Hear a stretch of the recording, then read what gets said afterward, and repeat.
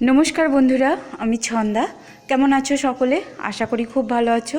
আমিও খুব ভালো আছি। আমার আরও একটি নতুন ব্লগে তোমাদেরকে অনেক অনেক স্বাগত জানাই। তো বন্ধুরা, আজকে হচ্ছে মঙ্গলবার, আর সকাল সকাল আমার বড়মশাই দেখো একদম টাটকা আর ফ্রেশ সবজি নিয়ে চলে এসেছে। আর এই সবজিগুলো আজকে আনা হয়েছে আমার শ্বশুরমশাইয়ের দোকান থেকে, মানে আমার মামা শ্বশুরের দোকান থেকে। তো মামা শ্বশুর এই কদিন হলো এই আনাজের দোকান, নতুন আনাজের দোকান খুলেছেন। তো সেখান থেকেই আনা হয়েছে, বেশ ভালোই হয়েছে আর কি। ফ্রেশ সবজিগুলো পাওয়া যাবে এবার।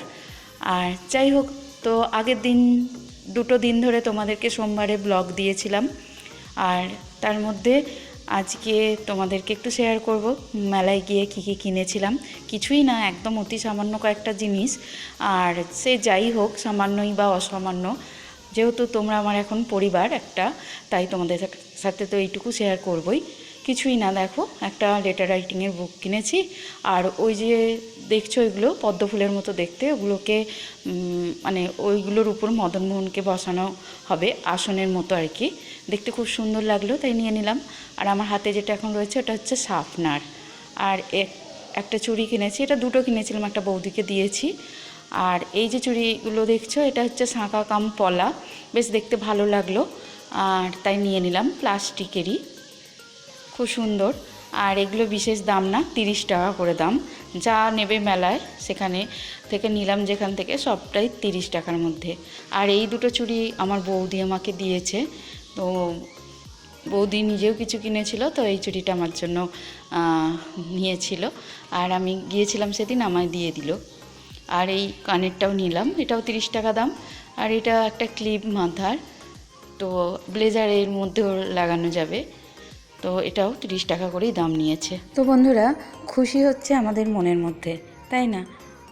অনেক দামি জিনিস হোক বা কম দামের জিনিস, খুশিটা কিন্তু আমরা যদি মনে ভাবি যে এই ছোটোখাটো জিনিসের মধ্যেও আমরা খুশি হতে পারি, তাহলে দেখবে সত্যি খুশি পাওয়া যায়। যাই হোক, রান্নাবান্নাটা শেয়ার করে নিলাম।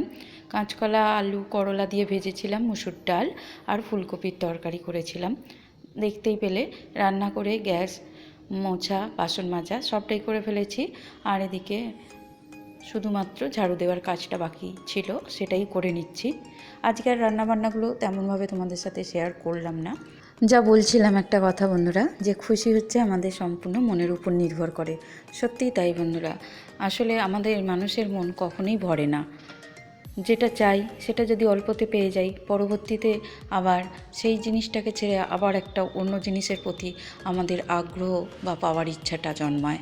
আবার সেটা পূরণ হয়ে গেলে আবারও একটা, এইভাবে আমাদের মনের মধ্যে একটা লোভ বাড়তেই থাকে। কিন্তু যদি আমরা যেটুকু পেয়েছি সেইটুকুতেই সন্তুষ্ট হয়ে যাই, তখন কিন্তু লোভের পরিমাণটাও বাড়ে না।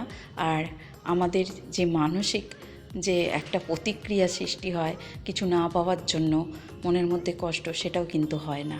তো যাই হোক বন্ধুরা, এখানে দেখো একটা চাটনি বানাচ্ছি ধনেপাতার, যেটা আমি আগের শর্ট ভিডিওতে তোমাদের সাথে শেয়ার করে দিয়েছিলাম। যারা দেখোনি তাদের জন্য আবারও, কিছুই নয়, সিম্পল ধনেপাতা, কয়েক কোয়া রসুন নিয়েছিলাম, আর কাঁচা লঙ্কা নুন দিয়ে একটা পেস্ট করে নিয়েছিলাম, তাতে লেবুর রস দিয়ে দিয়েছিলাম।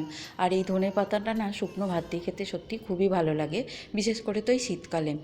এখন তো সারা বছরই সব সবজিই পাওয়া যায়, তবে যে ঋতুতে যে সবজিগুলো পাওয়া যায় আমরা যদি সেইগুলো খাই, কিন্তু তখন তার অরিজিনাল স্বাদও পাওয়া যায়, কালারও পাওয়া যায়। যেমন এই ধনে পাতাটা সারা বছর পাওয়া গেলেও শীতকালে দেখবে ধনে পাতার যে সেন্ট বা ফ্লেভার, কালার, স্বাদ সবটা কিন্তু একটু হলেও আলাদা, মানে অরিজিনাল টেস্টটা পাওয়া যায়। সেরকম সমস্ত সবজির মধ্যেও আমরা একই রকমভাবে শীতকালে অরিজিনাল টেস্টগুলো পেয়ে থাকি। তো যাই হোক বন্ধুরা, কাজ করে ঘরে এসেছিলাম, তখনই দেখলাম এই প্যান্ডেলের তিরপল লাগাতে এসেছেন একজন। তো সেটাই দেখছিলাম আর ভাবছিলাম মানুষের জীবনযাত্রা কতটা কঠিন হতে পারে, কতটা রিস্ক নিয়ে উনি কাজ করছেন। আর অথচ আমরা আমাদের জীবনের একটু কিছু সমস্যা হলে খুবই বড় করে দেখি, তাই না? তো বন্ধুরা, আজকের মতো ভিডিওটা তাহলে এখানেই শেষ করলাম। সকলে খুব ভালো থেকো, সুস্থ থেকো। দেখা হচ্ছে তোমাদের সাথে নতুন আরও একটা ব্লগে। ততক্ষণের জন্য টাটা।